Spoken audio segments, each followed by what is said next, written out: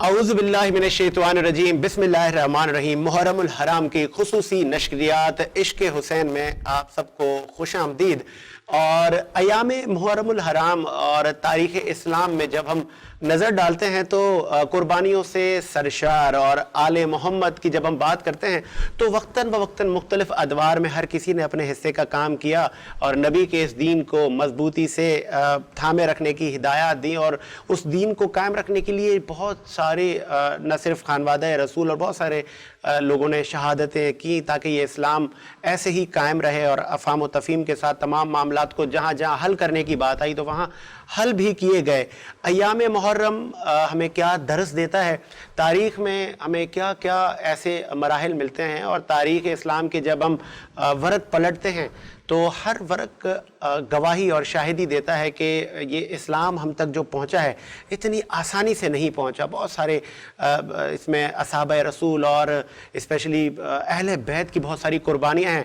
تو پہلی محرم الحرام کی کیا خاصیت ہے اور اس پہ کیا واقعات ہوئے تھے، اور جب ہم تاریخ میں دیکھتے ہیں تو واقعہ کربلا سے پہلے، مطلب یہ کہ امام حسین ابھی ان کا سفر شروع نہیں ہوا تھا، اس سے پہلے کے حالات کیا تھے، کس طرح وہ خطوط امام حسین کو ریسیو ہو رہے تھے، اور مقاصد پیچھے کیا تھے کہ یزید ملعون اتنی حد تک چلا گیا کہ اس نے نواسہ رسول کا خون بہایا، اور نواسہ رسول کا خون تو بہا لیکن اسلام کو سربلندی ملی، تو ان کو خراج تحسین پیش کیا جا رہا ہے۔ اور آج جس طرح پہلی محرم ہے تو نہ صرف پاکستان، پوری دنیا میں اس کو عقیدت و احترام سے منایا جا رہا ہے، مجالس کا اہتمام کیا جا رہا ہے۔ تو ہماری بھی کوشش ہے کہ اسی کام میں ہم اپنے حصے کا بھی کام کریں، اور عشق حسین پر ہم بات کریں، عشق اہل بیت پر ہم بات کریں، وہ عشق ہمیں کیا بتاتا ہے، کیا ہمیں ہدایت دیتا ہے، اور کس طرح کن کن مراحل سے یہ سفر چلا اور کب ختم ہوا، اس پہ بھی بات کریں گے۔ اور بات کریں گے کہ جو اسپیشلی یہ جو سفر چلنے سے پہلے جیسے امام حسین نے احرام اپنے کھولے تو واقعات کیا بن رہے تھے، کن کن شخصیات کے تب کیا سوچ تھی، کیا خیالات تھے، تاریخ ہمیں کیا بتاتی ہے، اور بلا تفریق ہماری کوشش ہے کہ آپ تک وہ بات پہنچائیں جو حقائق پر مبنی، اور تمام جو فرقہ ہیں وہ اس کو تسلیم کریں، اور کسی بھی مسلک سے کسی کی دل آزاری ہماری اس ٹرانسمیشن سے نہ ہو، یہ بھی ہماری کوشش ہوگی۔ اور ٹرانسمیشن میں ہمیں جوائن کیا ہے ہمارے آج کے مہمان ہیں، آپ کا اہل سنت سے تعلق ہے، علامہ خواجہ آفتاب صاحب۔ بہت شکریہ خواجہ صاحب، آپ دور سے تشریف لائے۔ ان کے ساتھ موجود ہیں علامہ رضوان شاہد رضوی صاحب۔ بہت شکریہ علامہ صاحب، آپ نے بھی ٹائم دیا۔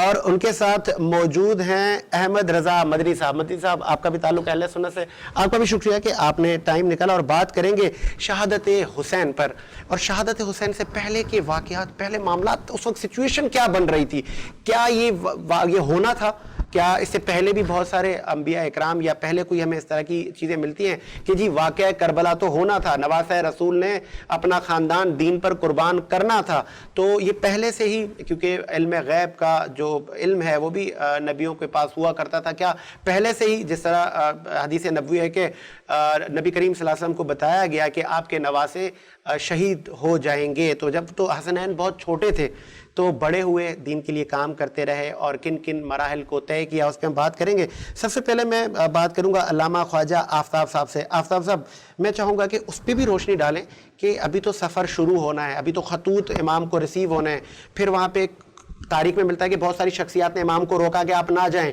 وہاں کے لوگ مکر جائیں گے، آپ کے بابا کے ساتھ بھی انہوں نے وفا نہیں کی، شاید آپ کے ساتھ بھی وفا نہ کریں، جانا فرض ہو گیا، دین کو بچانا فرض ہو گیا، اس بارے میں کچھ روشنی ڈالیں نا۔ بسم اللہ الرحمن الرحیم۔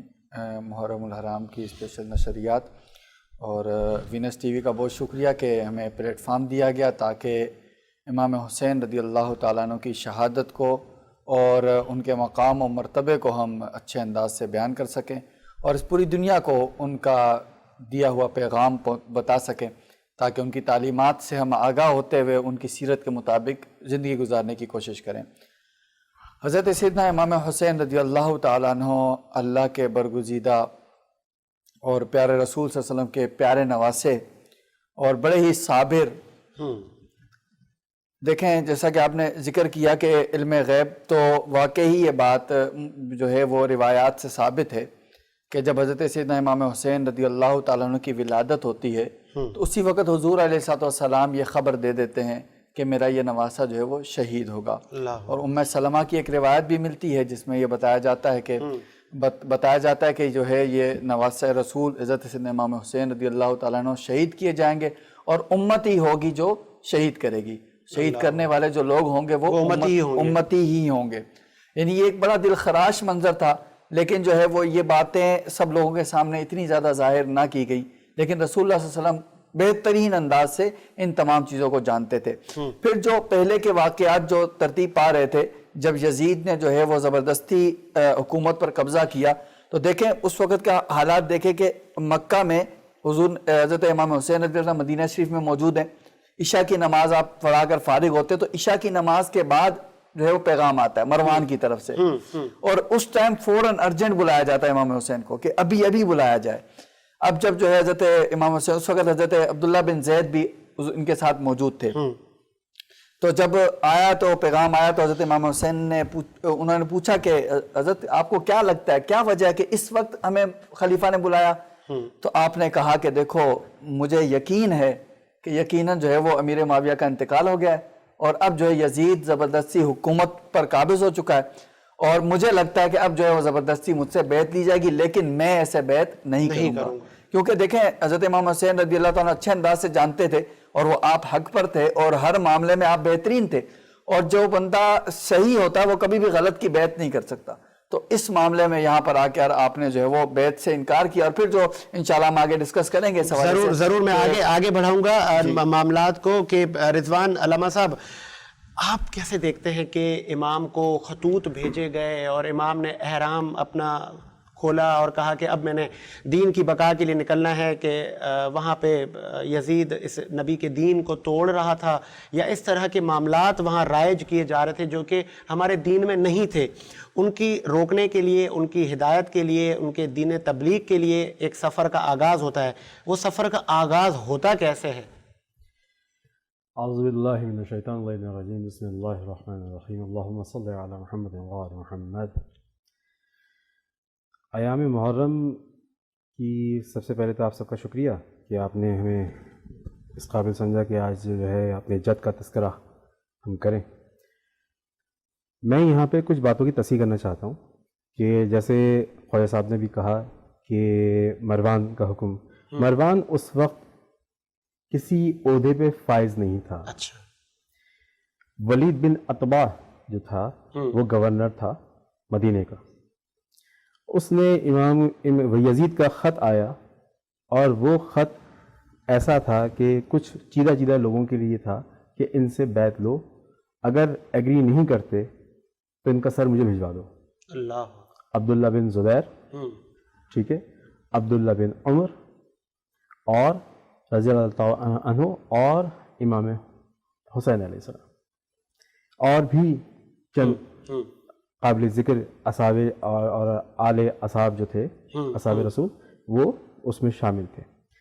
اب جب یہ خط آیا تو اس وقت جو ہے یہ خط قاصد لے کے گئے امام حسین علیہ السلام کے پاس کہ آپ کو جو ہے ولید نے بلایا. اچھا، ولید نے جو خط پڑھا تھا تو وہ لرز رہا تھا، رو رہا تھا. اللہ. یہ تاریخ جو ہے، یہ میں جو بیان کر رہا ہوں، یہ متفقہ علیہ ہے، تمام تر امت مسلمہ اس متفق ہے. وہ رو رہا تھا، اس نے کہا تھا کہ میں نواسے رسول کا سر تو کجا، میں ان کے سامنے جو ہے وہ بد کلامی بھی نہیں کر سکتا، کیونکہ رسول خدا کو میں کیا منہ دکھاؤں گا اس وقت. یہ حالانکہ ولید بن عتبہ کا سب کو جانتے ہیں کہ جو ہے وہ ماضی میں جب کوفے اور گورنر تھا تو اس نے 2 کی جگہ شراب کے نشے میں 4 رکعت نماز پڑھا دی تھی. یہ بھی ایک واقعہ ہے اس کا. لیکن اس وقت اس کی کنڈیشن یہ تھی. تو مروان نے کہا تھا کہ اگر تو نے نہیں کیا تو یہ یزید نہیں چھوڑے گا، کیونکہ سب آپس میں کزنز بردر تھے، ٹھیک ہے، ایک دوسرے کو جانتے تھے. اب جب وہ سلسلہ ہوا تو اس نے پیغام بھجوایا. امام حسین علیہ السلام کیونکہ رسالت امام رسول خدا صلی اللہ علیہ وآلہ وسلم کی طرف سے وصیت اور دیگر تمام باتوں کے حوالے سے کہ جس وقت آپ نے فرمایا حضرت ام سلمہ کی روایت ہے اور یہ صحیح ستہ میں بھی موجود ہے یہ روایت، اور اس کے ساتھ ساتھ اس کو ایڈیشن ایک اور بات کروں کہ اس میں کربلا کی مٹی حضرت جبریل علیہ السلام نے دی تھی جو ایک شیشی کے اندر حضرت ام سلمہ نے اپنے پاس جو تھی وہ رکھی تھی، اور جب روز عاشور کی اثر ہوئی تھی تو اس وقت اس کی مٹی کا رنگ جو تھا وہ سرخ ہو گیا تھا. تو یہ ایک علامت تھی. پھر اس کے بعد جب رسول خدا نے جب بی بی سیدہ کی گود میں جب دیا تھا حضرت امام حسین علیہ السلام کو، تو اس وقت اسماء بنت امیس جو تھیں ان سے جو ہے وہ کہا تھا کہ کپڑا ہٹا دو اور اس کو غسل کی ضرورت نہیں ہے کیونکہ یہ بچہ مطہر ہے. کیونکہ اس وقت حالانکہ اس وقت آیت تطہیر نازل نہیں ہوئی تھی، لیکن جو تھا کیونکہ اہل بیت کی شان یہ ہے کہ پہلے اہل بیت فعل انجام دیتے پھر پروردگار کلام نازل کرتا ہے. سبحان اللہ سبحان اللہ. میں آگے بڑھاتا ہوں سلسلے کو. اور شہادت کی معنی، اور اکثر جب واقعہ کربلا کو ہم ذکر کرتے ہیں تو اس طرح کے سوالات بھی سوسائٹی میں جنم لیتے ہیں کہ شہید کی معنی کیا ہے، اور کچھ کہتے ہیں جی شہید پہ رونا چاہیے، کچھ کہتے ہیں جی نہیں وہ تو شہید ہو گئے، بہت مرتبے پہ فائز ہو گئے. تو اس پہ بھی ہم روشنی ڈالیں گے کہ یہ واقعہ کربلا میں جو تاریخ میں جو مطلب اس طرح کا ظلم نہیں دیکھا گیا کہ نواسہ رسول اور نبی کی آل کو 55-60 سالوں میں اتنے مسلمان اس لیول تک چلے گئے کہ اپنے ہی جس گھر سے دین پنپا، جس گھر سے دین بڑھا، جس نبی کے سینے پر قرآن اترا، جس حسنین کے گھر پر یہ قرآن آتا تھا، اسی گھر کے وارثوں کے ساتھ یہ کیا ظلم و ستم ہوئے کہ نہ صرف مرد حضرات اور خواتین جتنی بھی تھیں اس قافلے میں، انہوں نے بھی بہت ساری سختیاں دیکھیں، بہت سفر طے کیے. احمد رضا مدنی صاحب، شہادت کے معنی اور شہادت کی ذرا اگر ہم ڈیٹیل میں ڈیپ میں جاتے ہیں تو کیا ان کے مطلب رتبہ کیا ہے؟ اعوذ باللہ السمیع العلیم من الشیطان الرجیم، بسم اللہ الرحمن الرحیم.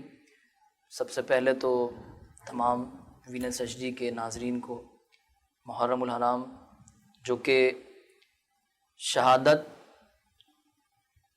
کی داستان رقم کرنے والا مہینہ ہے وہ مبارک ہو. اور دوسری بات یہ ہے کہ جس طرح آپ نے بات کہی کہ شہادت کے معنی کیا ہیں اور شہید کہتے کسے ہیں.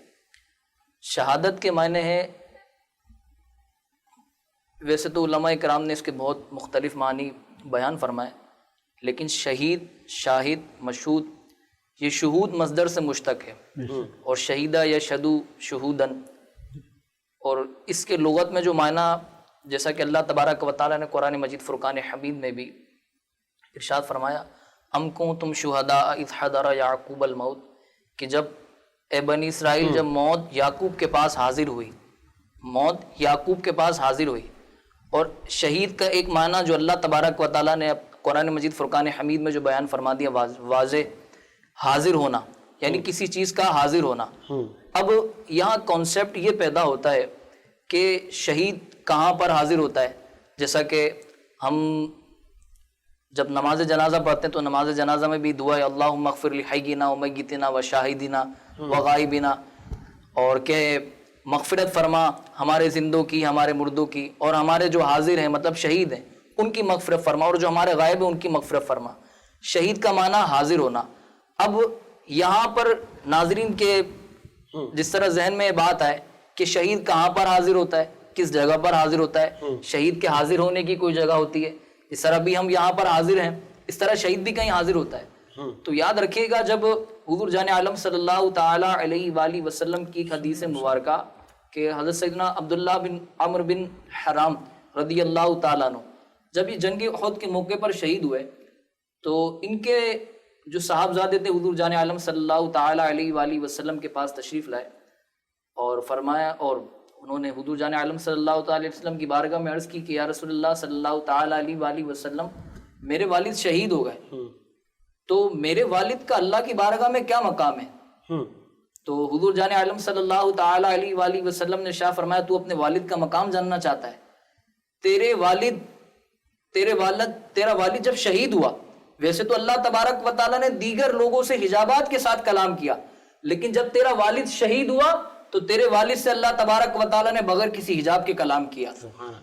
اچھا ساجد بھائی، یہاں پر ایک بات بہت زیادہ واضح ہے، جب کوئی بندہ اس دنیا سے چلا جاتا ہے تو عرش معلیٰ تک اس کی روح پہنچنے میں بہت سارے حجابات ہیں، ہزاروں حجابات ہیں جو اللہ تبارک و تعالیٰ کی بارگاہ میں حاضر ہونے کے لیے اس کے مقام و مرتبے کو جو ڈیسائیڈ کرتے ہیں. لیکن جب شہید حاضر ہوتا ہے تو شہید حاضر ہونے کے ساتھ اللہ کی بارگاہ میں شہید کو جو سب سے بڑا مقام اور مرتبہ عطا فرما دیا جاتا ہے کہ دیگر لوگ تو اللہ تبارک و تعالیٰ سے کلام کرتے ہیں، وہ حجابات کے ساتھ کلام کرتے ہیں، لیکن جب شہید اللہ کی بارگاہ میں حاضر ہوتا ہے تو بغیر کسی حجاب کے اللہ تبارک و تعالیٰ سے کلام کرتا ہے. سبحان اللہ. اور سلسلے کو مزید آگے بڑھاتے ہیں اور بات کرتے ہیں فضائل امام حسین کی کہ کتنا بڑا رتبہ ہے ان کا کہ جس کو نبی کہیں کہ میں حسین سے ہوں، حسین مجھ سے ہے.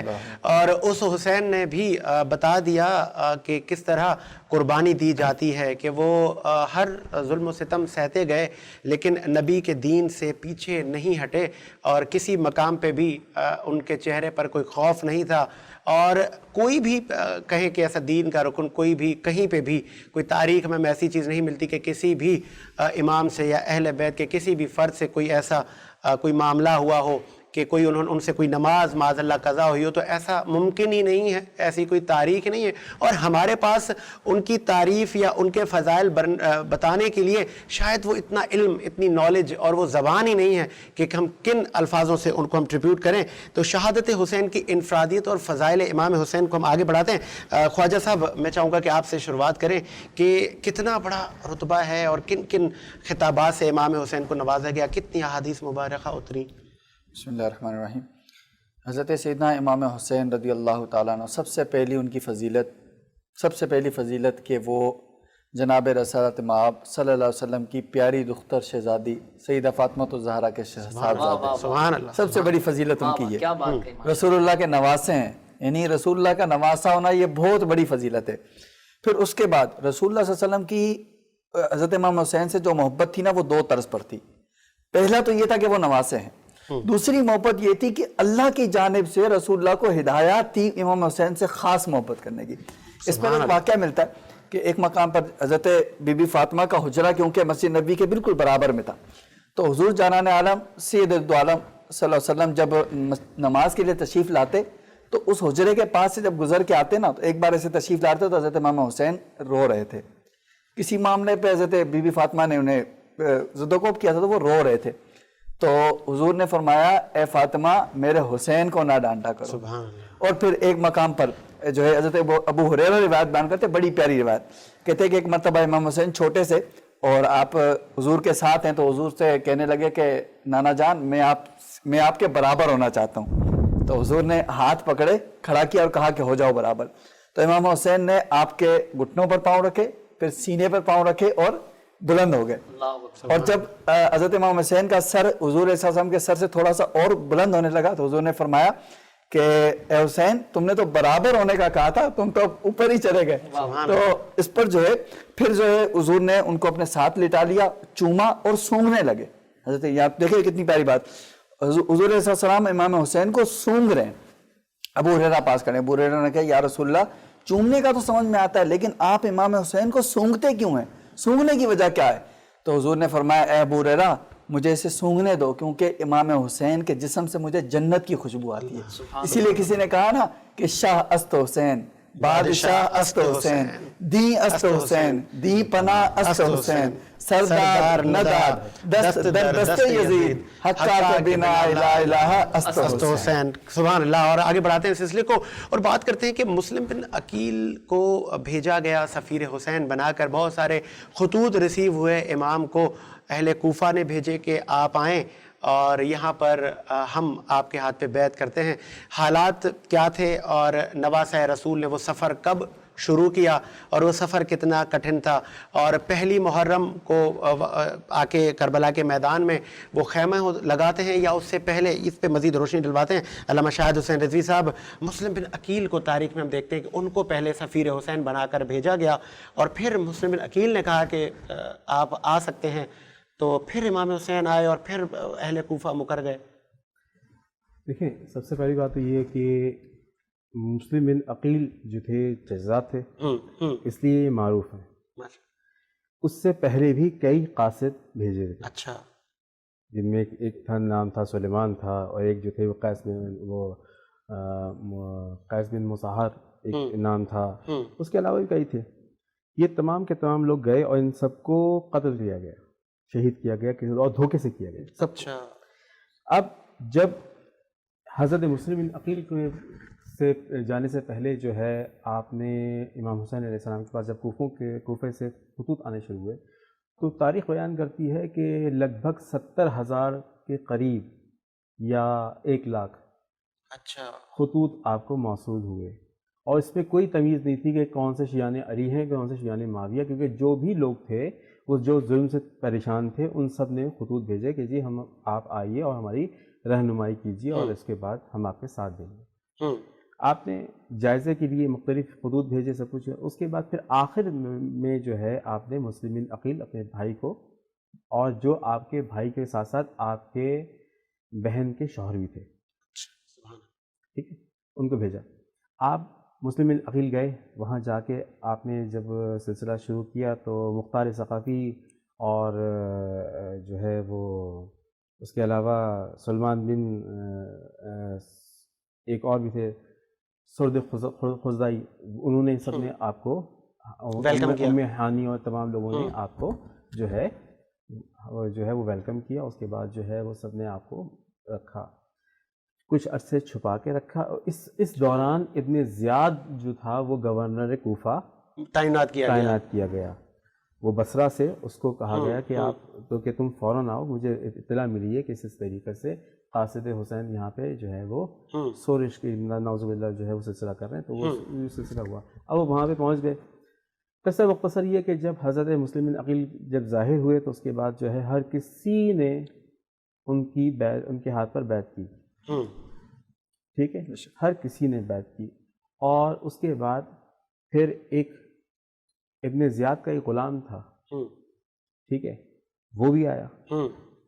مسلم بن اوسجہ جو کربلا کے شہداء میں سے ہیں، ان کے ساتھ اس نے سلسلہ دوستی کیا. اس کے بعد جو ہے وہ کئی ٹائم تک پرکھتا رہا، 1.5-2 مہینے اس نے ان کے ساتھ گزارے، نماز شب اور دن بھر روزے سے اس طریقے سے اپنے آپ کو اس طریقے سے ظاہر کیا کہ وہ اہل بیت کی، کیونکہ اہل بیت کے چاہنے والے تھے. ان کا وتیرہ یہ ہوا کرتا تھا کہ جس طریقے سے ہمارے بزرگ استاد آغا جعفر صاحب فرمایا کرتے تھے کہ رات ہوتی ہے عبادت کے لیے اور دن ہوتا ہے روزے کے لیے.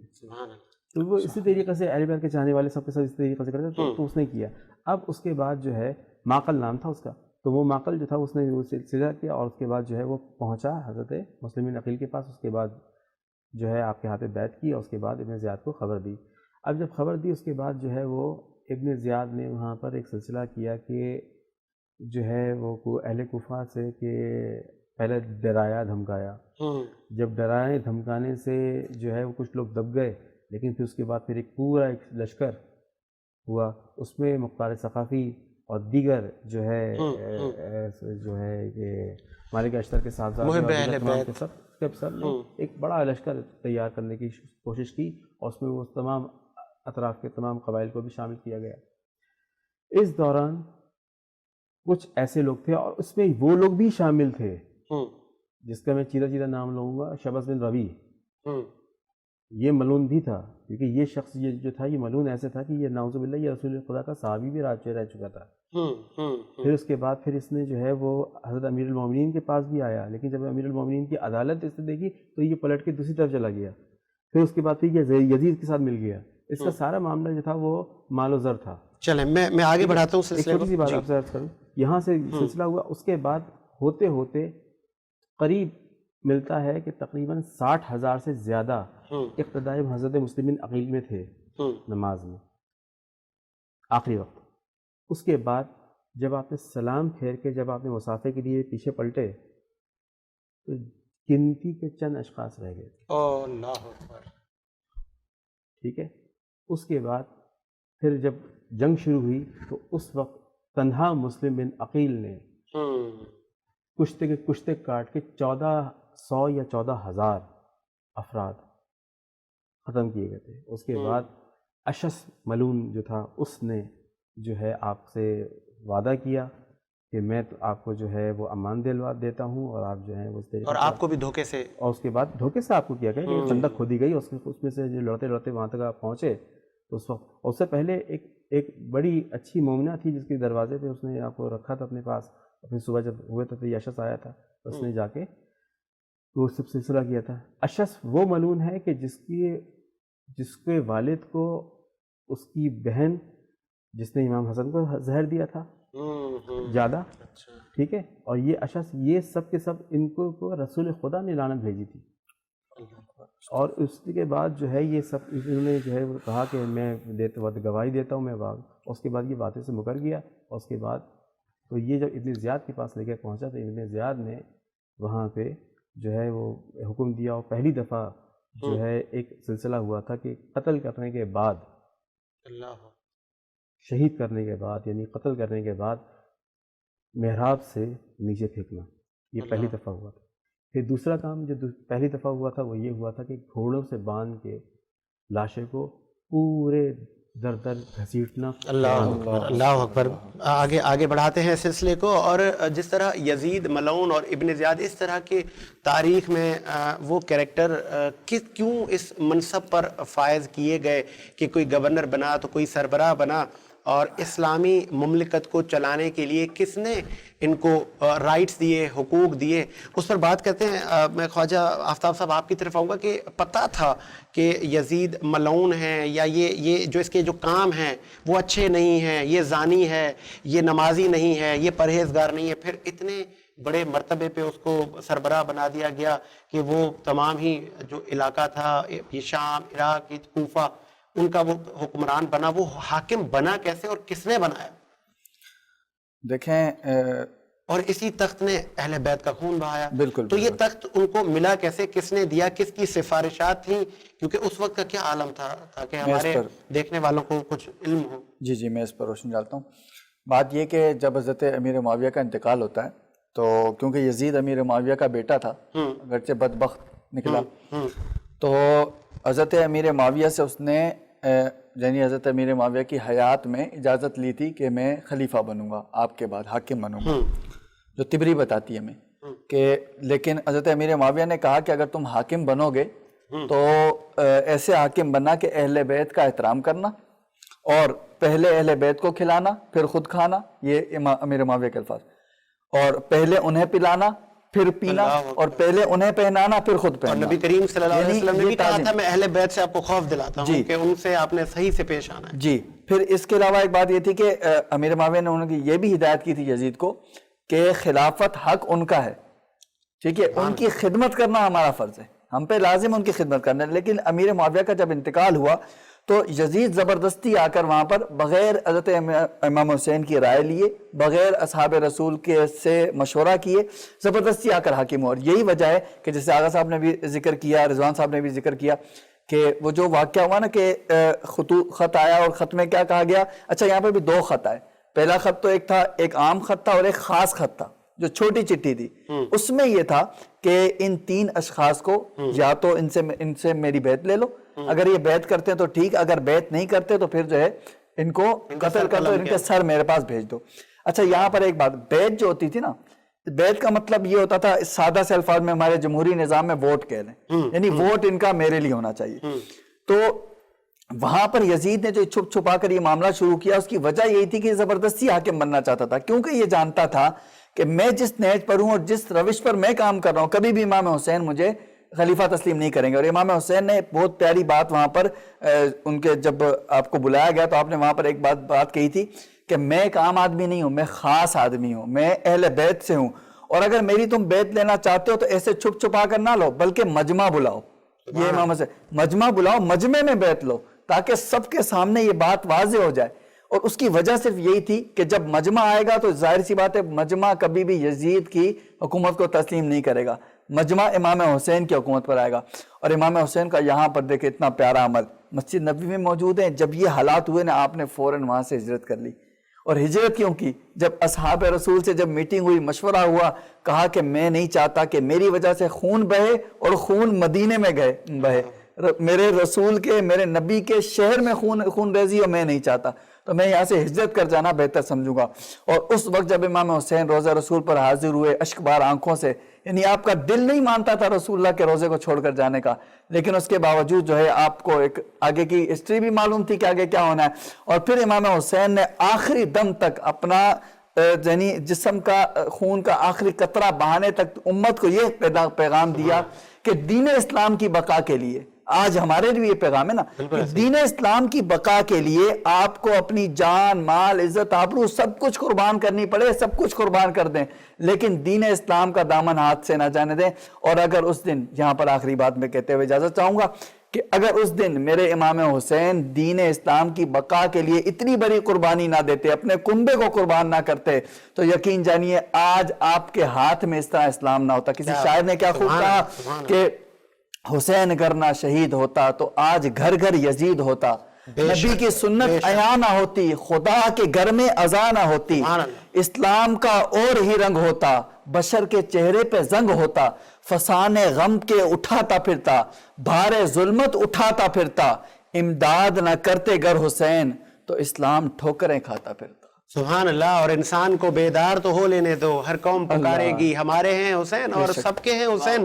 آگے بڑھاتے ہیں سلسلے کو، یہی سوال میں چاہوں گا کہ علامہ شاہد حسین رضوی صاحب آپ بھی اس پہ روشنی ڈالیں کہ ایک غاضب، ایک دین کا خلیفہ خود کو بنا کے اور جابرانہ طریقے سے بیٹھ کے اور پھر وہ حکومت چلاتا ہے، اور پھر وہی حکومت اور وہی ملعون امام حسین اور اہل بیت کے لوگوں کے ساتھ ظلم و ستم کرتا ہے۔ تو یہ جب سلسلہ بن رہا تھا تو اس وقت سچویشن کیا تھی؟ کسی نے ان کو منتخب کیا تھا کہ جی نہیں میں آؤں گا اور یہ جو ایک پاور کی سیٹ ہے میں اس پہ بیٹھ کے اور اپنی حکمرانی چلاؤں گا؟ اس پہ ذرا آپ بھی میں چاہوں گا کہ روشنی ڈالیں۔ یہ چھوٹا سا مسئلہ جو ہے یہ اختلافی مسئلہ ہے۔ اہل سنت کی ایک قدیم میجورٹی اور تشیع اس بات پہ متفق ہیں کہ جو ہے امیر معاویہ یعنی جو ہے امیر شام جو تھے انہوں نے راہ ہموار کی تھی، یزید کو تخت کی راہ ہموار کی تھی۔ اچھا، وہ چاہ رہے تھے کہ بیٹے کو بنایا جائے، کیونکہ ایک بنو امیہ کا ایک طریقہ کار ہمیشہ سے رہا تھا کہ بنو ہاشم اور بنو امیہ جو تھے وہ ایک دوسرے سے متضاد تھے، ٹھیک ہے، اور وہ سلسلے جو تھے وہ تاریخ میں لکھے ہوئے ہیں بہت ساری چیزیں، کیونکہ فی زمانہ جو لہر چل رہی ہے اس میں جو ہے وہ آن نیشنل ٹی وی پہ ڈسکس کرنے کی چیز نہیں ہے، ٹھیک ہے۔ تو اب وہ چیزیں موجود ہیں اپنی جگہ، اسی وجہ سے جتنے بھی آپ چاہے وہ اجمیر کے طریقت کے تمام لوگ لے لیں، ان سب کی نظر میں امیر شام جو ہے وہ لائق عزت نہیں ٹھہرائے جاتے، ٹھیک ہے، نہیں ٹھہرائے جاتے، وہ ان کی ہے، ٹھیک ہے۔ ہمارے یہاں بھی جو ہے وہ سلسلہ یہ ہے کہ بنو امیہ میں فقط جو ہے عمر بن عبدالعزیز رحمۃ اللہ اور معاویہ بن یزید رحمۃ اللہ اور مروان بن حکم کی اولادوں میں سے ایک ایسا ایک لڑکا کہ جو امام صادق کے پاس، اچھا یہ جو آپ بات کریں علامہ معتبر تھے، اس کے علاوہ نہیں تھے معتبر، ہمارے یہاں نہیں مانے جاتے۔ اچھا آپ کے ہاں نہیں مانے جاتے ہمارے، ٹھیک ہے، اب یہاں پہ یہ ہمارے معتبر نہیں مانے جاتے، ٹھیک ہے۔ اب اس کے لیکن یہ جو یزید کا جو معاملہ آیا نا یہ بالکل ڈفرینٹ آیا، اس اعتبار سے ڈفرینٹ آیا کہ کھلم کھلا اسلام کی نابودی جو ہے وہ برسر ممبر ہوئی، کھلم کھلا نابودی۔ ٹھیک ہے، میں آگے بڑھاتا ہوں اس سلسلے کو۔ آپ نے کہا کہ بہت ساری معتبر اور ایسی شخصیات کے جو کسی فقہ کے ہاں معتبر نہیں ہیں، ٹھیک ہے، کیا جو نبی کے اصحابہ رسول تبع تابعین کا جو سلسلہ چلا ان کے لیے قرآن کیا کہتا ہے کہ ان کی فضیلت کیا ہے؟ میں چاہوں گا آپ ان پہ روشنی ڈالیں کہ جیسے علامہ نے کہا کہ جی ہمارے ہاں کچھ شخصیات کو شاید وہ مان، وہ رسپیکٹ شاید ہماری جو دین ہے یا مطلب ہمارا جو فقہ ہے، جو ہماری تعلیمات ہیں، ان کے ہاں وہ ایک لیول، اگر ہم اس سے بالاتر ہو کے سوچیں، جیسا کہ ساجد بھائی ابھی آغا رضوان صاحب نے بات کی کہ امیر معاویہ نے مطلب امیر شام نے یزید کے لیے ایک راہ ہموار کری، تو اس بات پر ڈسکس کرنے سے پہلے کہ اس چیز کو میں پوائنٹ آؤٹ کروں کہ جب حضرت ابو سفیان رضی اللہ تعالیٰ عنہ نے اسلام قبول کیا نا، تو حضور علیہ الصلوۃ والسلام کی بارگاہ میں انہوں نے اپنی 3 خواہشات کا اظہار فرمایا کہ یا رسول اللہ میں اسلام تو قبول کر لوں گا لیکن میری 3 خواہشات ہیں۔ پہلی خواہش یہ ہے کہ یا رسول اللہ میری جو صاحبزادی ہے نا وہ عرب کی حسین ترین عورتوں میں سے آپ ان سے نکاح فرما لیں، حضرت ام حبیبہ بنت سفیان۔ تو حضور علیہ الصلوۃ والسلام نے فرمایا کہ صحیح ہے، میں نے قبول کی۔ یا رسول اللہ دوسری خواہش یہ کہ میرا بیٹا معاویہ بہت اچھا کاتب ہے، آپ اس کو اپنا رازدار بنا لیں، کاتب وحی بنا لیں۔ فرمایا کہ ابو سفیان قبول کی۔ کہ ابو سفیان تیسری خواہش کا ہے؟ فرمایا کہ یا رسول اللہ صلی اللہ تعالیٰ علیہ وآلہ وسلم تیسری خواہش یہ ہے کہ میں کیونکہ دور جاہلیت میں بھی جنگوں میں شریک ہوتا رہا ہوں اور شہسوار رہا ہوں، تو میری خواہش یہ ہے کہ اسلام پر اپنی جان کو قربان کر دوں اور آپ کے دین پر جو آپ کا دین برحق ہے آپ کی رسالت پر اپنی جان کو قربان کر دوں۔ اچھا ساجد بھائی، جیسا کہ آغا رضوان صاحب نے بات کری کہ امیر معاویہ نے یزید کے لیے راہ ہموار کری، اچھا یہاں ایک چیز کو نوٹ کرنا چاہیے، جیسے مثال کے طور پر آپ مجھے اپنا ایڈوائزر بنائیں یا کوئی کمپنی مجھے ایڈوائزر بنائے، تو ایڈوائزر بنانے میں سب سے بڑی جو اس کمپنی کی جو محتاط ایک انداز ہوگا نا کہ یار سب سے پہلے اس چیز کو دیکھنا ہے کہ یہ بندہ جو ہے نا بات ہضم کر لے گا، نہیں ایسا تو نہیں کرے گا کہ ہمارے راز فاش کرتا پھر دوسروں کو، یا ہماری جو ہے نا پروڈکٹ کی جو ہے نا دوسری طرف مارکیٹنگ کرنے کے لیے چلے جائے، یا ہمارے رازدار دوسری جائے۔ پہلی بات تو رازدار کبھی بھی غدار کو نہیں بنایا جاتا، رازدار ہمیشہ خاندانی شخص کو بنایا جاتا ہے، رازدار اسی بندے کو بنایا جاتا ہے جس پر بندے کو پورا اعتماد ہوتا ہے، پورا یقین ہوتا ہے۔ اور حضور جان عالم صلی اللہ تعالیٰ علیہ وآلہ وسلم کی ذات والا تبار تو سب سے زیادہ بلند ہے کہ جنہیں اللہ تبارک و تعالیٰ نے وما ارسلناک الا رحمت للعالمین بنا کر بھیجا ہے۔ اور کیا حضور علیہ الصلوۃ والسلام ایسے شخص کو رازدار بنائیں گے جو معاذ اللہ ثم معاذ اللہ معاذ اللہ ثم معاذ اللہ اہل بیت اطہار کی دشمنی کے لیے اپنی آل کو ابھارنے کی کوشش کرے؟ کبھی بھی ایسا نہیں ہو سکتا۔ جب حضرت امیر معاویہ رضی اللہ تعالیٰ عنہ کاتب وحی تھے اور ایک مرتبہ حضور جان عالم صلی اللہ تعالیٰ علیہ وآلہ وسلم نے امیر معاویہ سے فرمایا کہ معاویہ تمہاری آل جو ہے نا میری آل کو قتل کرے گی۔ امیر معاویہ رضی اللہ عنہ نے فرمایا کہ یا رسول اللہ میری آل، میری اولاد آپ کی آل کو قتل کرے گی، آپ کی اولاد کو قتل کرے گی، ایسا کیسے ہوتا ہے؟ فرمایا کہ یا رسول اللہ میں شادی نہیں کروں گا، شادی نہیں کروں گا۔ اب ساجد بھائی دیکھیں، انسان کی تین جو ہے خوراک ہوتی ہے، ایک نفسانی خوراک، اسی طرح ایک جسمانی خوراک ہوتی ہے، روحانی خوراک ہوتی ہے، تین خوراک ہوتی ہے۔ اگر ان تینوں خوراکوں میں سے کسی ایک خوراک میں بھی جو نا کمی آئے نا تو بندے کا نظام جو نا وہ متزلزل ہو جاتا ہے۔ اسی طرح ایک نفسانی خوراک یعنی کہ شادی جو ہے نا ایک فطری چیز ہے، انسان کے لیے ضروری چیز ہے، صحیح۔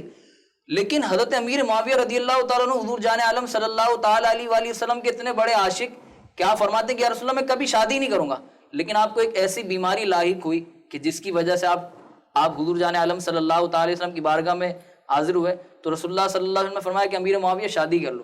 پھر آپ نے ایک ایسی عورت کا انتخاب فرمایا کہ جس سے اولاد نہیں ہو سکتی تھی، لیکن اللہ کا کرنا ایسا ہوا کہ اس سے اولاد ہوئی اور یزید پیدا ہوا۔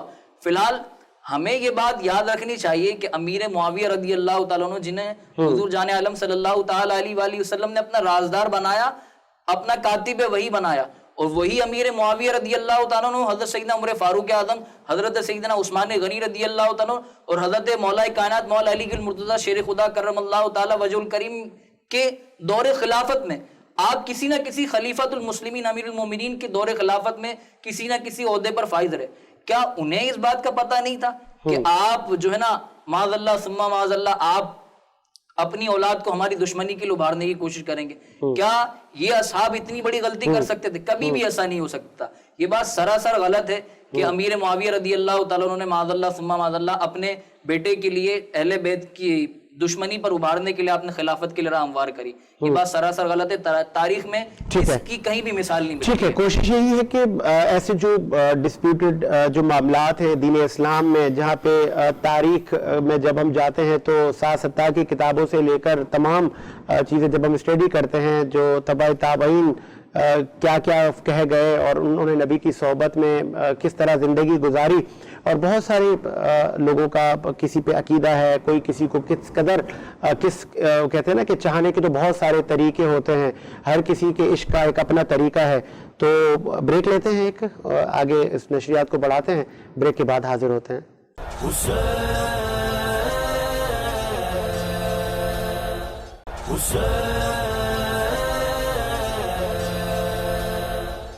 بریک کے بعد خوش آمدید، عشق حسین کی خصوصی نشریات وینس ایچ ڈی پر آپ دیکھ رہے ہیں، اور پہلی محرم الحرام کی مجالس اور جلوس نکالے جا رہے ہیں، اور اہل بیت نے کس طرح دین اسلام کے لیے قربانیاں دی، اور نواسہ رسول امام عالی مقام نے کس طرح کتنی سختیاں جھیلی اس پر بھی ہم بات کر رہے تھے، اور ان کی شان کیا ہے، کتنا نبی کے وہ قریب تھے اور کن کن فضیلتوں سے ان کو نوازا گیا، اس پر بھی بات کریں۔ آگے بڑھاتے ہیں سلسلے کو اور ایک منقبت ہم شامل کرتے ہیں۔ منہام رضا ہمارے ساتھ موجود ہیں۔ منہام، بسم اللہ۔ کوئی نبی نہیں ہے میرے مصطفیٰ کے بعد، کوئی نبی نہیں ہے سبحان اللہ۔ میرے مصطفیٰ کے بعد، شیر خدا نہیں ہے علی مرتضیٰ کے بعد، شیر خدا نہیں ہے ماشاءاللہ۔ علی مرتضیٰ کے بعد، نہ ہے کسی کے بیٹے حسین و حسن سے اور، نہ ہے کسی کے بیٹے حسین و حسن سے اور، نہ فاطمہ سیما ہے، نہ فاطمہ سیما ہے، کوئی فاطمہ کے بعد نہ فاطمہ سیما ہے، کوئی فاطمہ کے بعد شیر خدا نہیں ہے علی مرتضیٰ کے بعد۔ عباس تیرے نام کو میں اپنے عشق سے، عباس تیرے نام کو میں اپنے عشق سے لکھوں وفا سے پہلے، ہاں لکھوں وفا سے پہلے، یا لکھوں وفا کے بعد، لکھوں وفا سے پہلے، یا لکھوں وفا کے بعد شیر خدا نہیں ہے علی مرتضیٰ کے بعد۔ جیسی پڑی حسین نے تیروں کی چھاؤں میں، جیسی پڑی حسین نے تیروں کی چھاؤں میں، ایسی نماز پھرنا، ایسی نماز پھرنا، ہوئی کربلا کے بعد، ایسی نماز پھرنا، ہوئی کربلا کے بعد شیر خدا نہیں ہے علی مرتضیٰ کے بعد۔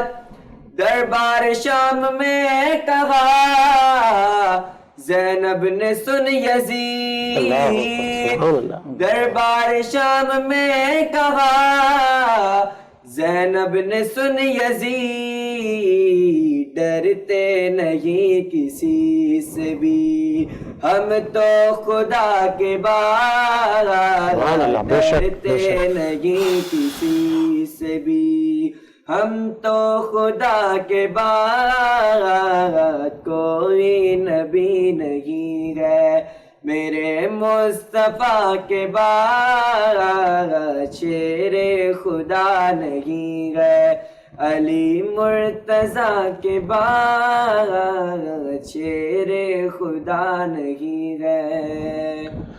سبحان اللہ، سبحان اللہ، بہت خوب۔ اور آگے بڑھاتے ہیں عشق حسین کی خصوصی نشریات کو، اور امام عالی مقام کتنے نبی کریم صلی اللہ علیہ وآلہ وسلم کے قریب ہوا کرتے تھے کہ کبھی کندھوں پر بیٹھ جایا کرتے تھے، کبھی گود میں۔ تو بہت سارے اس طرح ہمیں دین میں اس طرح کے معاملات، واقعات اور احادیث ملتی ہیں۔ اس پہ مزید روشنی ڈالتے ہیں کہ امام عالی مقام کی شان کیا ہے، اور جبرائیل علیہ السلام کتنی مرتبہ تشریف لائے، اور کن کن احادیث ہمیں ملتی ہیں جو کہ ہمیں شان بتاتی ہیں اہل بیت۔ اور اسپیشلی جب ہم بات کرتے ہیں امام حسین اور حسنین کی، جب ہم بات کرتے ہیں خواجہ صاحب، کتنی بڑی شان ہے، اور نبی جس کو چومتے ہیں، نبی جس کو کندھوں پہ گھماتے ہیں، اور پھر آگے ہم نے اس کی قربانی کی بھی بات کرنی ہے کہ وہ سب انہوں نے لوٹا دیا۔ دیکھیں حضرت سیدنا امام حسین رضی اللہ تعالیٰ عنہ ایک مقام پر ایک بڑا ہی پیارا واقعہ ملتا ہے کہ ایک مرتبہ حضور نبی کریم صلی اللہ علیہ وسلم آپ جو ہے وہ گھوڑا نما جیسے آپ کہیں، اور آپ کے پیٹھ مبارک پر امام حسن حسین سوار ہیں۔ تو ایک صحابی رسول تشریف لائے اور عرض کی کہ یا رسول اللہ، کیا ہی ان سے کہا حضرت امام حسنین کریمین سے کہ تمہاری سواری کتنی پیاری ہے۔ حضور نے فرمایا تم یہ نہیں دیکھتے کہ سوار کتنے پیارے ہیں، یعنی جو سوار ہوئے۔ اور پھر ایک مقام پر حضور نبی کریم صلی اللہ علیہ وسلم جو ہے وہ تربیت شروع سے امام حسن اور حسین کی شروع سے ہی تربیت امام حسین حضور صلی اللہ علیہ وسلم خود کیا کرتے تھے۔ آپ نے بچپن سے ہی کھلایا، گود میں کھلایا، ساتھ بٹھایا، ہر معاملے میں تربیت حضور صلی اللہ علیہ وسلم خود کیا کرتے تھے۔ اور ان تمام تربیت کے ساتھ ساتھ جنگی تربیت بھی حضور دیا کرتے تھے امام حسن اور حسین کو، اور کشتی بھی سکھایا کرتے تھے۔ ایک روایت میں یہ بھی ملتا ہے، اور ایک روایت یہ آتی ہے کہ ایک مرتبہ حضور جو ہے وہ امام حسن اور حسین کو کشتی سکھا رہے تھے۔ اب معاملہ یہ تھا کہ بی بی فاطمہ الزہرا جو ہے وہ کھڑکی سے پردے میں جھانک کر دیکھ رہی تھی کہ میرے بابا جان جو ہے وہ دونوں بچوں کو کشتی سکھا رہے ہیں۔ اب اس دوران ہوتا یہ کہ حضور علیہ السلام حضرت امام حسن کیونکہ بڑے ہیں تو حضرت حضور علیہ السلام امام حسن کو گائیڈ لائن کریں کہ بیٹا یہاں سے پکڑو، ایسے کرو، ایسے کرو۔ وہ گائیڈ لائن ساری امام حسن کو دے رہے ہیں۔ تو بی بی فاطمہ نے کہا کہ بابا جان آپ امام حسن کو بتائیں، حسن تو بڑے ہیں وہ خود لڑ لیں گے، آپ حسین کو بتائیں نا تاکہ وہ چھوٹے ہیں وہ انہیں آپ گائیڈ کریں۔ تو حضور نے کہا کہ اے فاطمہ، جو میں دیکھ رہا ہوں وہ تم نہیں دیکھ رہی، میں تو حسن کو بتا رہا ہوں لیکن حسین کو جبرائیل بتا رہے ہیں جو اللہ کی جانب سے آئے ہیں۔ یعنی یہ امام حسین کوئی عام ہستی نہیں ہے، یہ وہ ہستی ہیں جن کی پرورش اور تربیت رسول اللہ نے کی اور اللہ کی جانب سے احکامات نازل ہوتے تھے کہ اس طرح سے اس نواسے کی تربیت کرنی ہے۔ اور یقیناً پھر جس طرح ہم نے پہلے بات کی کہ جو بندہ اسلام کی بنیادوں کو بچانے والا ہو، جو اسلام کی تعمیر کو جو ہے استقامت بخشنے والا ہو، قائم ہے اسلام، بالکل ان کی وجہ سے ہی اسلام قائم ہے۔ اگر وہ نہ ہوتے تو آج ہمارے ہاتھ میں جس طرح سے اسلام ہے اتنی آسانی سے ہم اتنی آسانی میں نہ ہوتے۔ انہوں نے جو قربانیاں دی یقیناً وہ ساری ان تمام تربیتوں کا ثمرہ ہے، ان تمام تعلیمات کا ثمرہ ہے جو رسول اللہ نے بالکل ڈائریکٹ جو ہے امام حسنین کریمین کو دی۔ پھر امام حسین کے لیے اور حضرت امام حسن دونوں کو ہی بڑی محبت تھی، یہاں تک کہ رسول اللہ اتنا کرتے تھے کہ جب حضور صلی اللہ علیہ وسلم ممبر پر جلوہ فرمائے اور امام حسن اور حسین تشریف لاتے حضور ممبر سے کھڑے ہو جاتے ہیں اور جو ہے وہ دونوں کو شہزادوں کا ہاتھ پکڑ کے اپنے ساتھ ممبر پہ بٹھاتے ہیں۔ یعنی یہ ممبر وہ جگہ ہے جہاں نبوت بیٹھی ہے اور نبوت کے ساتھ جو ہے وہ امام حسن اور حسین، یعنی اللہ نے بڑا مرتبہ بڑا مقام عطا فرمایا امام حسن اور حضرت سیدنا امام حسین رضی اللہ تعالیٰ عنہ کو۔ بہرحال قسمت اور نصیب دیکھیں کہ امام حسن کا تو انتقال آپ کی جو ہے شہادت پہلے ہو جاتی ہے زہر سے، اور پھر جو ہے امام حسین رضی اللہ تعالیٰ کو وہ حقیقی شہادت۔ اور یہاں پر شہادت کے جو ہے وہ اگر ہم شہادت پہ بات کریں تو شہادت بھی 3 قسم کی ہوتی ہے۔ ایک شہادت ہوتی ہے شہادت حقیقی جس کو کہا جاتا ہے، یعنی شہادت حقیقی یہ ہوتی ہے کہ آپ جنگ میں گئے، لڑے، تلواریں اٹھائی، لڑ کر جو ہے وہ اللہ کی راہ میں آپ نے اپنی جان قربان کر دی، یہ ہوتی ہے شہادت حقیقی۔ ایک ہوتا ہے شہادت فقہی۔ شہادت فقہی یہ ہوتی ہے کہ آپ کو کسی نے ظالمانہ طور پر قتل کر دیا، ظلم کرتے ہوئے آپ کو کسی نے آ کر بلا وجہ قتل کر دیا، آپ کوئی غلطی پر آپ نہیں تھے، اس نے جو ہے جان بوجھ کر آپ کو ظالمانہ طور پر قتل کر دیا، شہادت فقہی۔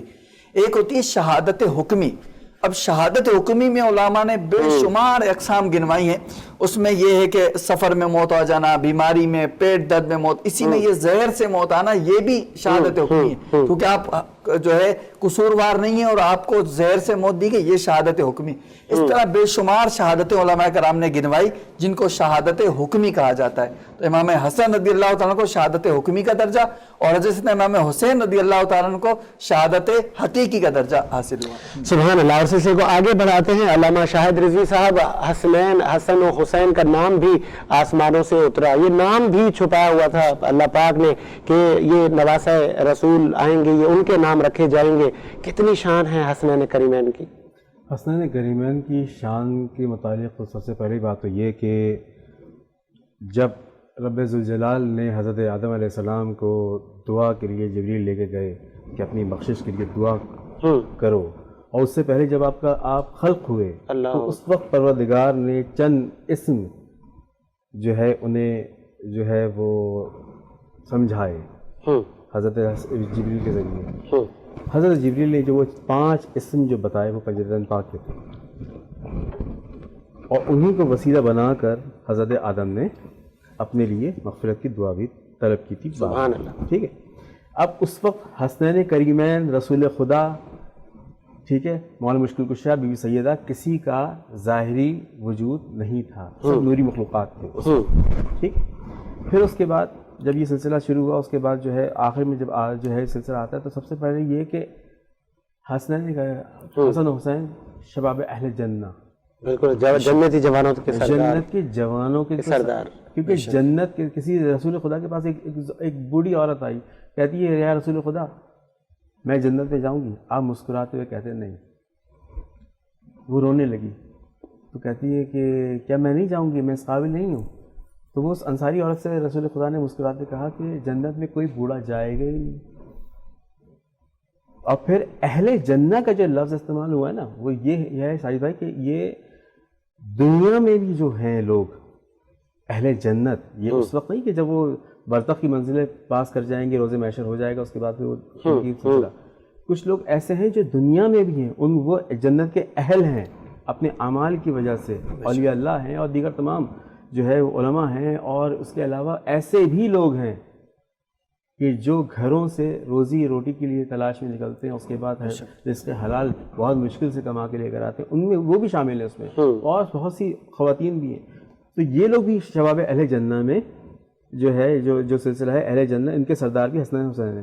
پھر اس کے علاوہ ایک اور فضیلت کہ یہ ہم خطبہ عید کا ہو، مطلب عیدین کا خطبہ ہو، جمعے کا خطبہ ہو، توقف جو ہے عصا کا سہارا لے کے توقف جو ہے، یہ سلسلہ یہ تھا کہ مسجد نبوی میں رسول خدا جو تھے تشریف فرما تھے، حسنین کریمین آ رہے تھے. امام حسین علیہ السلام بچے تھے، سن تھا تقریباً 2.5 سال کا یا 2 سال کا یا 3 سال کا، اس طریقے سے. وہ لڑک گئے، مطلب لڑکے بھی نہیں، مطلب لڑکھڑا گئے، نعوذ باللہ، وہ لڑکھڑا گئے. تو رسول خدا خطبہ چھوڑ کر ان کو لے کر آئے.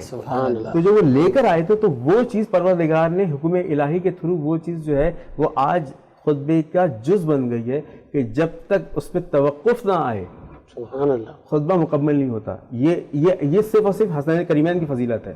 پھر حسنین کریمین کی فضیلت کہ جس وقت امام حسین علیہ السلام دنیا میں تشریف لائے، ایک بڑا مشہور واقعہ ہے. ایک فرشتہ تھا، فطرس نام تھا، فطرس نام تھا اس کا.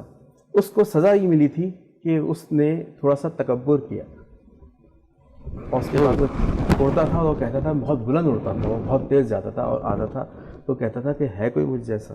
اچھا، ان میں غرور کا عنصر پیدا ہو گیا، میری مثل کوئی ہے کوئی ایسا. تو اس پہ اس کو تھوڑا غرور آیا تھا. پروردگار نے اس کے پر توڑ کے زمین پہ ڈال دیا. اب حضرت جبریل امین جو ہے ملائکہ کی ایک فوج کے ساتھ جو ہے بیوی سیدہ کے گھر تشریف لائے. کہا کہ جبریل اے میرے مولا اور آقا، یہ فطرس کہہ رہے ہیں، کیوں؟ جبریل تو سردار ہے. تو کہا کہ اے میرے مولا آقا بتاؤ کیا ہے؟ کہتے ہیں محمد کے گھر میں بیٹا آیا ہے، سبحان اللہ سبحان اللہ. ہم اس کی خوشی کی مبارکباد دینے جا رہے ہیں، اور جتنے ملائکہ اوپر ہیں سب کی خواہش ہے کہ سب کے ساتھ جائیں. تو پروردگار جوگ ٹولیوں کی صورت میں جا رہا ہے، تو یہ ہم اس سے جا رہے ہیں. تو کہا کہ میں چلوں. جبریل نے کوئی جواب نہیں دیا. سبحان اللہ. جبریل نے کوئی جواب دے دیا کہ ہاں یا نہ. اب وہ فطرس پیچھے پیچھے چلنے لگے. پہنچے رسول خدا کے پاس، پہنچے رسول خدا سے کہا یا رسول خدا میرے لیے دعا کیجیے. رسول خدا نے کچھ نہیں کہا، صرف اشارہ کیا. کچھ روایتیں کہتی ہیں اشارہ کیا، کچھ روایتیں کہتی ہیں کہ کہا کہ اس بچے کے جو آپ کہتے ہیں جھولا جو کہیں اس میں امام حسین علیہ السلام تھے، تو ہر فرشتہ آ کے اپنی زیارت کر کے جا رہا تھا. سبحان اللہ. ٹھیک ہے. تو وہ جب جا رہا تھا تو اس میں جو ہے فطرس نے اپنا پر مس کیا اور اس کے سارے پر آ گئے. سبحان اللہ سبحان اللہ. سارے کے سارے پر آ گئے، اور اس کے بعد وہ اڑتا ہوا گیا. اس نے پھر کہا من مثلہ. اللہ. تو جبریل تیزی سے کہے کہ پھر تجھے جل جائیں گے. کہتے ہیں جبریل اب نہیں جلیں گے، اب میں اس کے محبوب کی طرف سے شفا دی ہے، جس کا محبوب کا محبوب نے مجھے شفا دی ہے. سبحان اللہ. اب پروردگار مجھے کچھ نہیں کہے گا، کیونکہ پروردگار کے محبوب کی نے مجھے شفا دی ہے. اب یہاں پہ عقیدہ ان لوگوں کے لیے جواب ہے یہ کہ جو یہ کہتے ہیں کہ آپ جو ہے کسی کے توسط سے کیوں دعا مانگے. ایک دلیل ہے یہ کہ جب ملائکہ جو ہیں وہ ایک اللہ کے سلسلہ پورا کیوں معصوم ہیں. ہم سب مسلمانوں کا عقیدہ تمام اور دیگر بھی جو ہیں جیوش ہیں یا کرسچن ہیں ان سب میں یہ ہے کہ جو فرشتے ہیں وہ معصوم ہیں. ٹھیک ہے, جب ان کے لیے یہ چیز ہے کہ ان کو وسیلے کی ضرورت اور حاجت ہے تو بندہ جو بشری طور پہ جو ہے وہ کہا جاتا ہے کہ نعوذ باللہ یہ ایک جملہ کہا جاتا ہے خطا کا پتلا. ٹھیک ہے ٹھیک ہے, سلسلے کو آگے بڑھاتے ہیں. علامہ صاحب مجھے بریک کا کہا جا رہا ہے, ایک بریک لیتے ہیں اور بریک کے بعد حاضر ہوتے ہیں.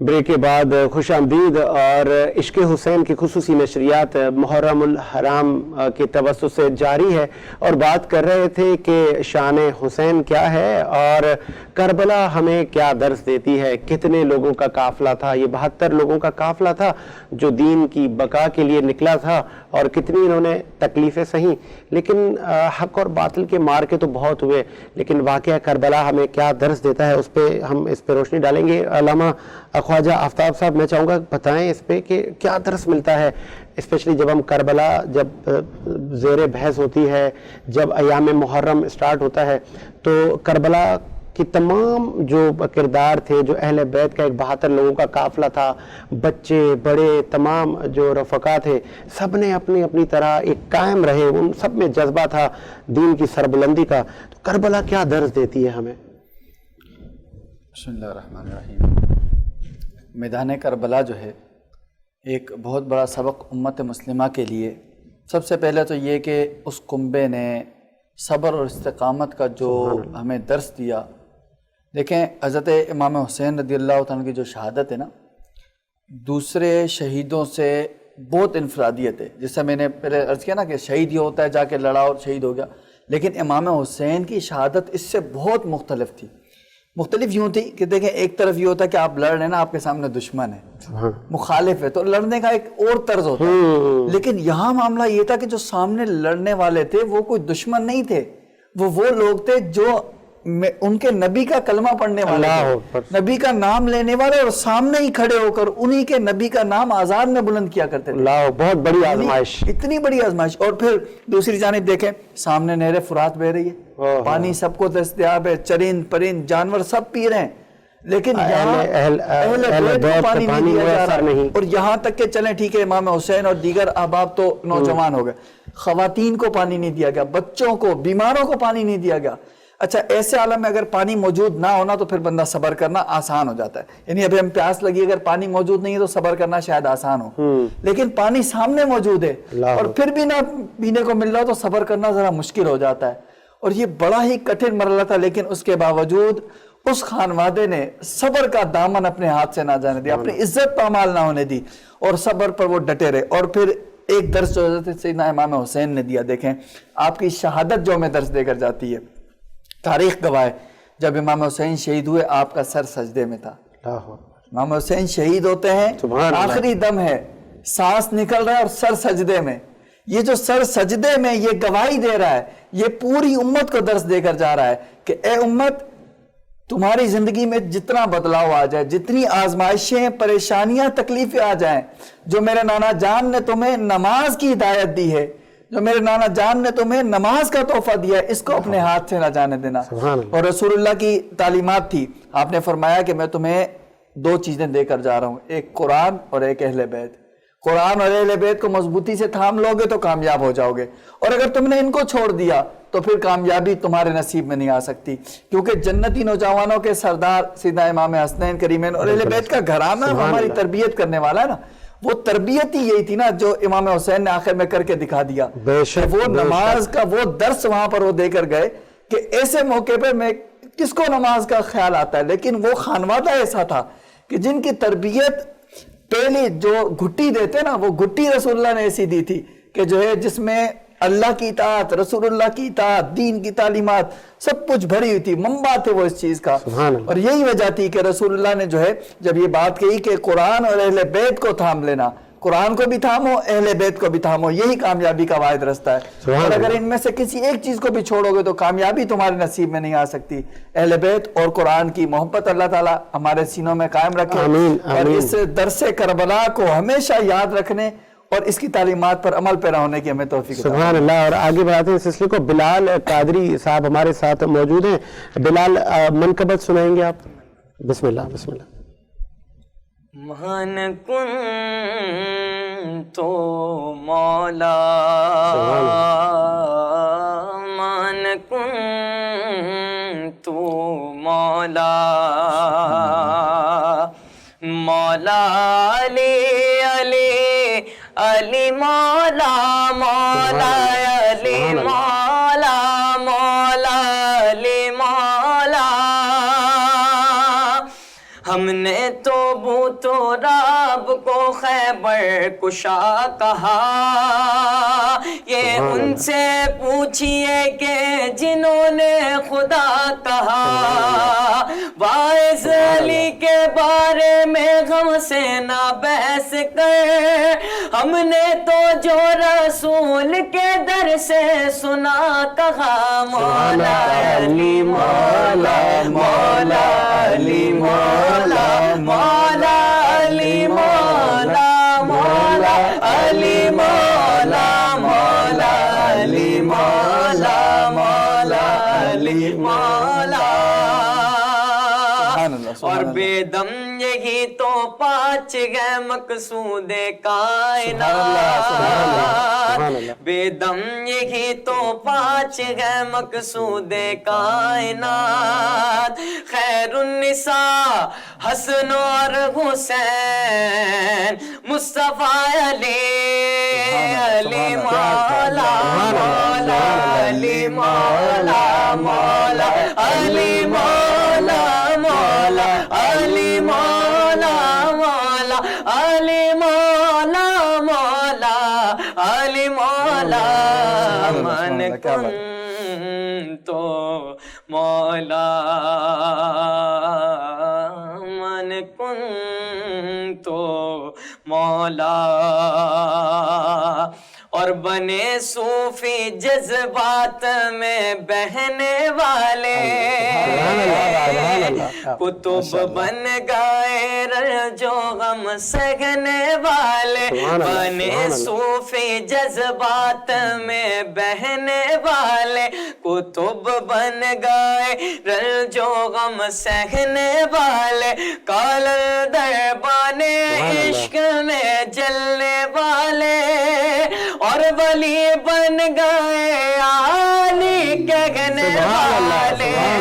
علی مولا، مولا علی مولا، مولا علی مولا، علی مولا، مولا علی مولا، مولا علی مولا، مولا علی مولا۔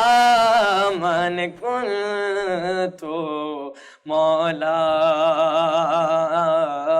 من کن تو مولا۔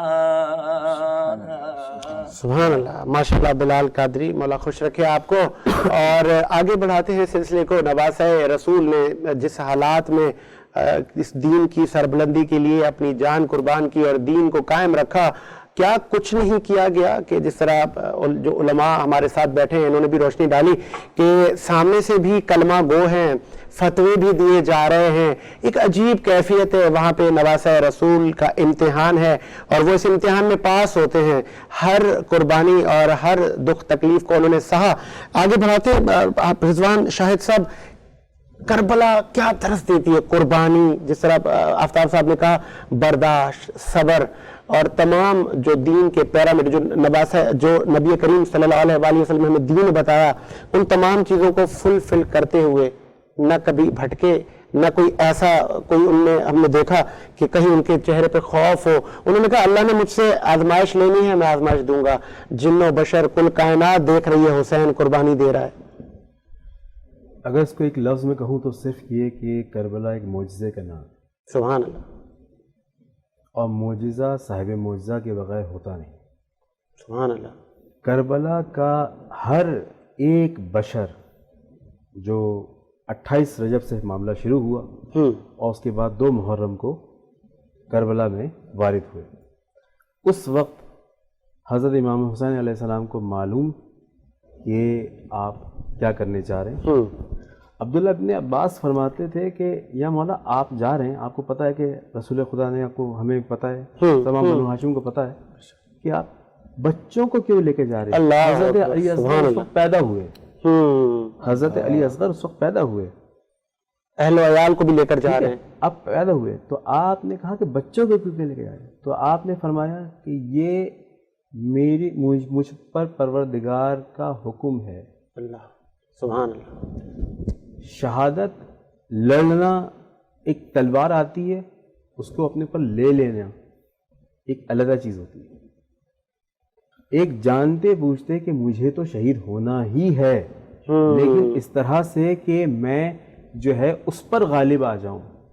امام حسین علیہ السلام کی حد تک یہ ہے کہ امام حسین علیہ السلام کا جس وقت شمر ملعون ذبح کر رہا تھا, آپ کا گلا کاٹ رہا تھا, اس وقت بھی ایک نصرانی قریب آیا, اور قریب آ کر جو ہے جب اس نے سنا کہ آپ کیا فرماتے ہیں بسم اللہ وباللہ والحمد للہ ولا الہ الا اللہ, جب آپ کا گلا کٹ رہا ہے سبحان اللہ, اور اس وقت آپ یہ کہہ رہے ہیں, تو اس وقت اس شخص نے کہا اے شخص تیرے کوئی قبیلے والا ان میں سے نہیں ہے. تو امام نے کیا فرمایا, یہ میرے نانا کی امت ہے. تو کہا کہ اے نورانی چہرے والے تو کون ہے؟ کہتے میں محمد کا نواسا ہوں. اللہ اکبر. وہ روتے ہوئے اس نے اپنی تلوار نکالی اور اس کے بعد کہا کہ میں تمہارے دین پہ ہوں, تمہاری نصرت میں کروں گا, اور وہ لڑتے ہوئے اس وقت شہید ہوا. اس وقت امام حسین نے اپنے کردار سے, اور سب سے بڑھ کر یہ کہ جس وقت رب ذوالجلال کی طرف سے حکم ہوا کہ اس حسین آ جاؤ, آپ نے تلوار نیام میں رکھ لی. ٹھیک ہے, اس سے پہلے جب آپ گئے تو اس وقت جب ہمارے یہاں جو ہے وہ شہادتیں اتنی زیادہ ہیں کہ دن منائے جاتے ہیں, یکم کو کچھ, بے شک دوسری کو کچھ, تیسری. اچھا میں اگر آپ کو انٹرپٹ کروں, لیکن ایک بہت اچھا ایک پوائنٹ میرے مائنڈ میں آیا. آپ نے جن لوگوں کا نام لیا, میں ان کو خنزیر کہوں یا ملعون کہوں, شمر جیسی شخصیات کا آپ نے نام لیا, تو اس لیول پر جذبات پہنچ گئے. ابھی نبی کو گزرے تو 55-60 سال ہی ہوئے تھے, کہ یہ کیا ان کے مائنڈ میں ایسا آ گیا کہ نواسہ رسول اور اہل بیت کے لیے ان کے اتنے جذبات ابھر گئے کہ انہوں نے کوئی کام کرنے سے دریغ نہیں کیا. ان کو پتہ نہیں تھا کہ یہ کتنی بڑی شخصیات ہیں, اور دین لانے والے بھی یہ, نمازیں لانے والے بھی یہ, اور ہم یہ کیا قہر ڈھا رہے ہیں ان پر. دیکھیں, اس کا آسان ترین جو جواب ہے نا وہ یہ ہے کہ جب انسان فتنہ گری پہ مبتلا ہو جائے, یعنی اس کو وہ آمادہ ہو جائے اپنے آپ کو فتنہ گری پر, تو چاہے وہ حافظ قرآن ہو, اللہ, چاہے وہ کسی صحابی رسول کا بیٹا ہو, چاہے اس نے رسول خدا کی شفقت میں جو ہے وہ ان کے درس میں ٹائم گزارا ہو, کچھ بھی ہو, مخالفت میں ایسے بھی لوگ تھے کہ جو حفاظ قرآن تھے, اللہ, جو کچھ ایسے بھی تھے جیسے شبز بن ربی کا میں نے نام لیا کہ جس کو جو ہے رسول خدا. اچھا, اس پہ میری آپ روشنی اگر آپ عوام کو بتائیں. تاریخ میں دیکھتے ہیں کہ اس وقت فتوے دیے گئے کہ امام حسین اور اہل بیت کے جو رفقا تھے, 72 لوگوں کا جو ایک قافلہ تھا, ان کی کوئی ہیلپ نہ کرے, جو وہاں کی عوام تھی ان کی مدد کے لیے نہ جائے, مطلب ان کو ڈرایا گیا وہاں پہ. بالکل, میں بتا رہا ہوں آپ کو, یہاں پہ میں یہاں بات بتاؤں کہ جب امام حسین میں کارواں گیا تھا اس وقت یہ 72 نہیں تھے, ایک اچھی تعداد تھی. اچھا, جو لوگ, اور پھر وہ کارواں بنتا گیا, اس میں سے کوئی لوگ آتے گئے, پھر اس کے بعد خوفزدہ کیے گئے, ڈرائے گئے, اس کے بعد پھر وہ چھوڑ کے چلے گئے, اس طریقے سے سلسلہ چلتا رہا. اب یہاں پہ حضرت زہیر کا امام حسین علیہ السلام کے مسلک اور تمام تر جو چیزیں جو ان کے پیروکار اور رفقا کی اور غلاموں کی تھی وہ نہیں تھی. آپ جو تھے حضرت عثمان غنی کے جو ہے وہ پیروکار تھے, ٹھیک ہے. لیکن جب امام حسین سے ملاقات ہوئی, امام حسین نے ان کو شہادت کی نوید سنائی, پورا واقعہ بتایا. انہوں نے اپنی زوجہ کو طلاق دی, ساری جائیداد ان کے نام کی, اور کہا کہ اب میں جا رہا ہوں. تو کہا کہ کل تک تو تم ان کے ساتھ نہیں تھے. تو کہتے ہیں رسول خدا کو کے سامنے شرمندہ ہونے سے بچنے کے لیے صرف یہی موقع ہے۔ اللہ اکبر۔ اب زہیر، اب آپ دیکھیں 72 شہداء، ایک چھوٹی سی بات، میں اپنی بات کر رہا ہوں، ایک چھوٹی سی بات، میں عموماً سوچتا تھا وجہ کیا ہے کہ نماز شب اور رات کی تاریکی میں جب اللہ تم سے قریب ہوتا ہے، سب سے زیادہ قریب تم سے رات کی تاریکی میں ہوتا ہے، تو اس وقت ایسی کیا بات ہے، کیا حکمت کیا ہے؟ حور بن ریائی کی جب میں نے سلسلہ پڑھا جاتا ہے تو اس وقت یہ بات سمجھ میں آتی ہے کہ ایک رات سے سوچ و بچار کے بعد، ایک رات کی سوچ و بچار کے بعد وہ شخص ملون سے مومن ہو گیا۔ سبحان اللہ۔ اور اس نے جو ہے جب وہ واقعہ کربلا کا سلسلہ شروع ہوا تو کارواں کے رکا، تو اس وقت پانی جو تھا وہ کئی اونٹوں پہ تھا، اتنا کہ اس کی تاریخ میں جو ہے وہ مختلف تعداد ملتی، اتنا تھا کہ کم سے کم کئی مہینوں کا پانی میسر تھا۔ جب آئے 1000 کا لشکر کے ساتھ حور بن ریائی وہاں پہ وارد ہوئے، اور اس کے بعد آنے کے بعد پانی کی تلاش میں انہوں نے چشمے اور سب کچھ کھودنا شروع کیا، کچھ نہ ملا۔ فرات اس وقت دور تھی، تو نڈھال قوی امکانات یہ تھے کہ یہ لشکر اور ان کے جو جانور ہیں وہ مر جائیں، پیاس سے مر جائیں۔ تو اس وقت امام حسین علیہ السلام نے اپنے بھائی حضرت عباس کو کہا، کیونکہ آپ سب سالار بھی تھے، علمدار بھی تھے، آپ سے کہا تھا کہ تمام کو جتنے بھی لوگ ہیں، یعنی جانتے ہیں کہ یہ قتل کرنے آ رہے ہیں۔ اللہ اکبر۔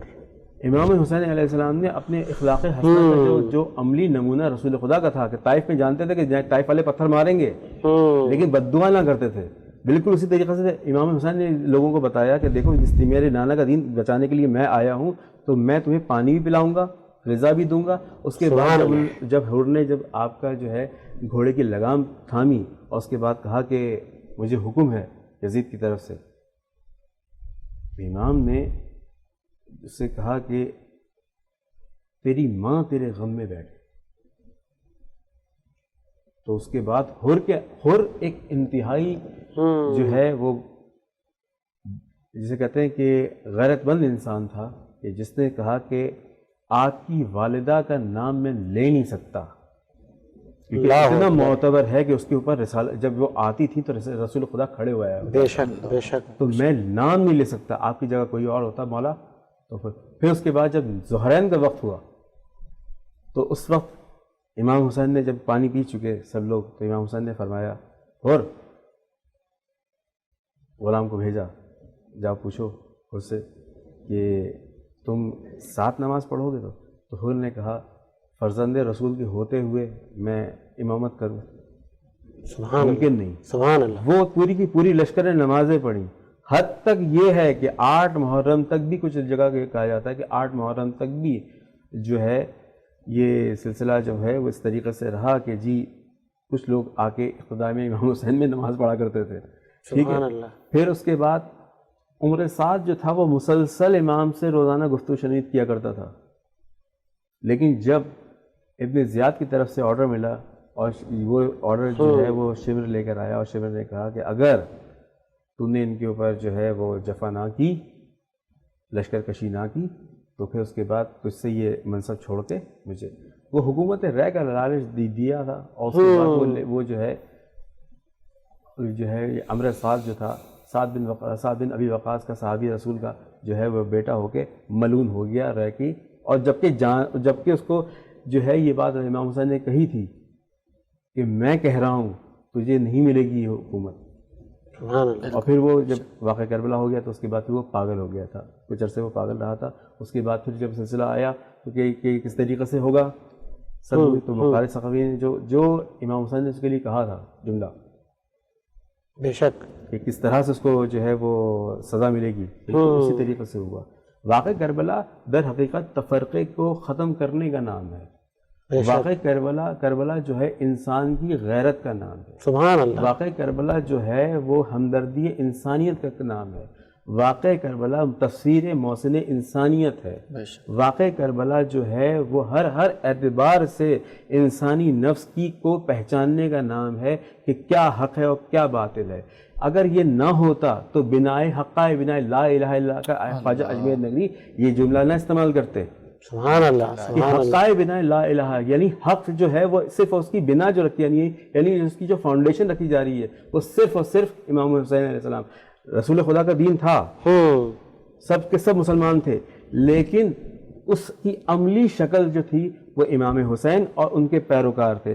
وہ 72 کیونکہ کئی ایسے تھے لوگ جو امام کا ساتھ دیتے ہوئے اس کے بعد چلے گئے تھے. اور چلنے کے بعد ان سے جب امام نے کہا تھا کہ حل من الناس ینصرنا، جب آپ نے کہا تھا تو اس وقت کچھ لوگ اس آواز کو سن کر پاگل ہو گئے.